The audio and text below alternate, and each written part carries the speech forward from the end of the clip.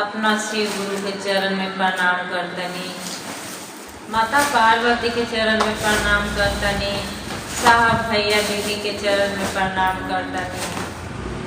हमारा प्रणाम के अपना चरण में स्वीकार करेगी महादेवी मैया पार्वती साहब भैया दीदी। जितना गुरु भाई बानी लोग के चरण में प्रणाम करतानी, जितना गुरु बहन बालो वो लोग के चरण में प्रणाम करतानी। हमरा प्रणाम के अपना अपना चरण में स्वीकार करी।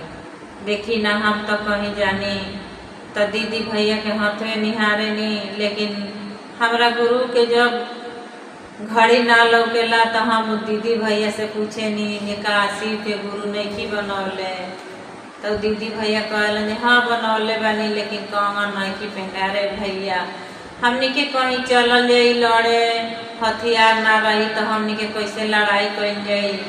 तो हमनी के शिव गुरु के हथियार ह, हमनी के चिन्हासी ह। 12 दाना के शिव गुरु हमनी के देले बाड़न, 12 दाना के कंगन हमनी के लेके पहने के बा। काहे ना हमनी के 10 दाना के, काहे ना 8 दाना के, काहे ना 11 दाना के गुरु देलन, काहे 12 दाना के कंगन देले बाड़न। हमनी के ई समझला के फेर बा हमनी के कौनो संकट आई 12 दाना के कंगन कटित होई, आ हमनी से जौन भी गलती हुई 12 दाना के कटित करी। हमनी के 12 दाना के कंगन पहनले लगे काम बा, अपना गुरु के 3 सूत्र के पालन कैला के काम बा। हमनी के कुछ नहीं खे दीदी जगत में, बस इहे बात अपना शिव के गुरु बना के 3 सूत्र के पालन करे के बा।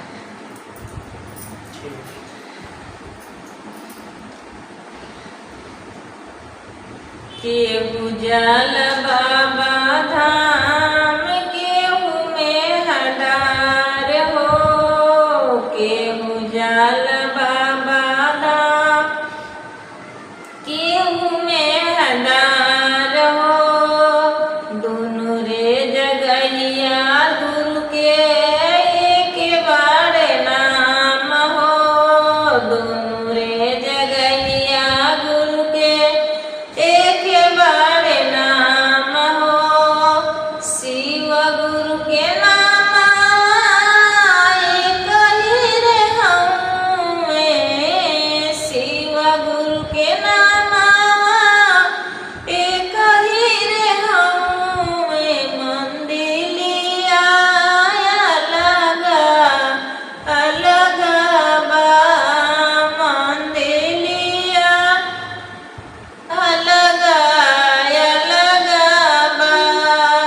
केहू चढ़ावे गुरु के भंगिया धतूरवा, केहू चढ़ावे गुरु के बेल के पतैया। गंगा जी के पानिया एक ही रे हमें, गंगा जी के पानिया एक ही रे हमें। मंदिलिया अलग अलग बा, मंदिलिया अलग अलग बा। पहिला में दाया मंगला, दूसरा में चर्चा, पहिला में दाया मंगला, दूसरा में चर्चा, तीसरे में नाम गुरु के चरनिया। मंदिलिया अलग अलग बा, केहू जल बाबा धाम, केहू में हडार हो।